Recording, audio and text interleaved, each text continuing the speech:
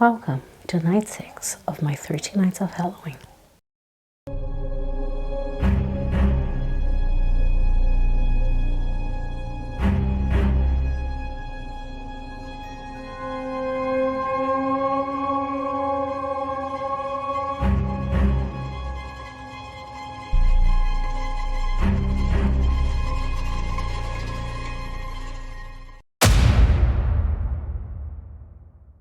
Hi guys, today I come to you with another adaptation versus book, and this is going to be probably a controversial one. I might have an unpopular opinion. People always do. But I would like to bring to you my recommendation for the Amityville Horror by Jay Anson. As always, all the book, movie trailer, movie synopsis is linked down below. One thing I've noticed going through and preparing for my 13 Nights of Halloween is the books are not as scary as the movies are for me. This one was no exception. I thought I was going to be terrified, and I wasn't. As of now, I don't really have a rating on it. I just have thoughts. There are very creepy elements in this book. I really enjoyed the narrative. Oh, and I forgot to say, I just assume you knew. But in the Amityville Horror, we follow the Lutz family that moved into Amityville, a house in which just a year prior, the DeFeos had been basically massacred by their oldest son. It was horrific.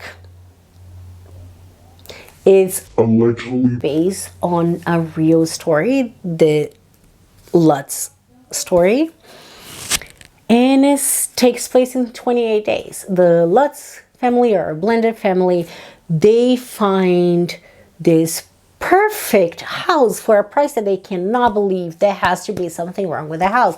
Run, but no, they buy because they could not afford anything else.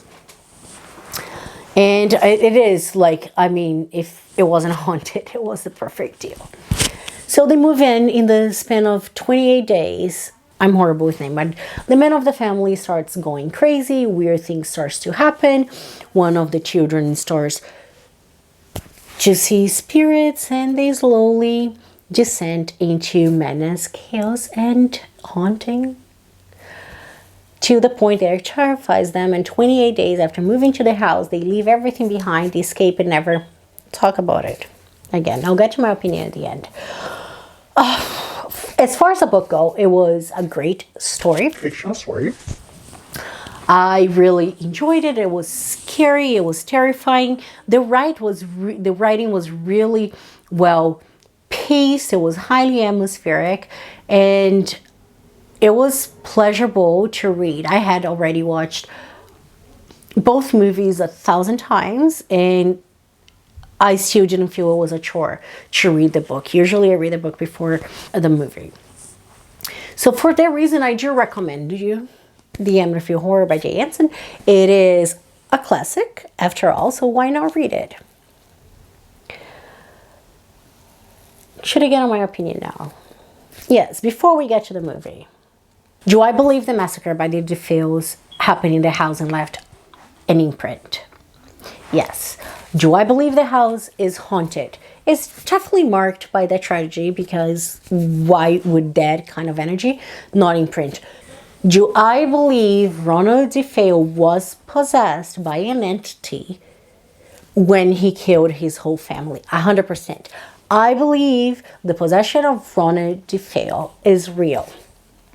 Do I believe the shit the Lutz try to sell? Not at all. I think they are very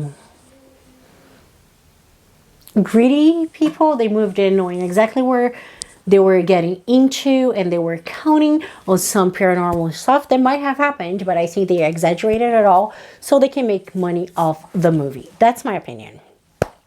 I'm sorry, I'm going to put it out there. I do believe the house is haunted. I do believe Ronald DeFeo was possessed, but I believe not a single iota of what the Lutz tried to sell. And that's my opinion. maybe to a point, the children might believe it's real, so I don't think the children are lying, but the parents definitely were. So I'll leave it at that. Now let's move on to movies. Okay, I'll link down below a list of the movies. There's movies either based on or inspired by this book and what happened in Amityville. There's about over 40 movies. Most of them are loosely based, but they call themselves Amityville. All of them are atrocious. The only ones I would actually consider would be the first one, its remake, and maybe the second, third, and the fourth one that was just recently released. But I'm not going to get into them. I'm not going to do a tier ranking for this. You can check them all down below. Today, I'm only going to be talking about the ones that were directly inspired by the book, the first one, and its remake. So, the first movie, they're both called the Amityville Horror. The synopsis is the same as the book. The first one was directed by Stuart Rosenberg in 1979. And the second one directed by Andrew Douglas in 2005. And as far as movie goes, I would say that I love both of them. They are much scarier, for me anyway, than the book was. I loved the original. Out of the two, that has to be my favorite. It has James Brolin and Margot Kidder. Their acting is on point. I really felt the suspense, the unnerviness. I loved the editing choices and the sound effects and the soundtrack. I really thought it was a very, very well-made horror movie, and it continues to be a classic. It scares me every time I watch, only because I'm afraid of demons and everything. Yes, I highly recommend it. It was actually done right, unlike most of the franchise that it just completely jumped the shark. There's actually one that has sharks in it, believe it or not. But anyway, the 2005 movie was a remake, same story, as Melissa George, Ryan Reynolds, and Chloe Grace Moretz. Their acting was amazing. It was the first time I saw Ryan Reynolds in not only a serious role, but a scary one at that, and he completely sold me. I don't enjoy it much as the first one because it's too dependent on visual effects and it is the same story and it didn't bring anything really new to the table, but it did modernize the original. I'll give it that. It kept the atmosphere. It kept the suspense. I was sold. I enjoy both movies. The second one doesn't scare me as much as the first one for some reason. I will recommend all three. So the 1979 movie, the 2005 movies are amazing, as well as the book is worth reading. If I had to choose for this one, I'm sorry, I love reading, but I'll give it to the movies.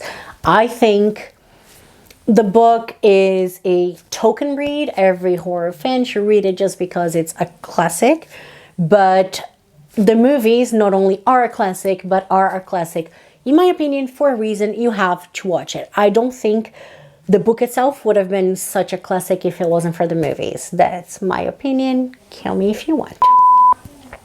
So definitely for this one, it goes to the movies, especially the 1979, but the 2005, if you like more modern horror, it's worth as well. And I'll include in here The Conjuring 2. It's an honorable mention because it's not the story of Amityville, but it starts there before it moves into something iconic. So this is what I had for you for my night 6 of 13 Nights of Halloween. I hope you're enjoying the season. And hopefully I'll see you tomorrow. And until next time, be the hummingbird. Bye.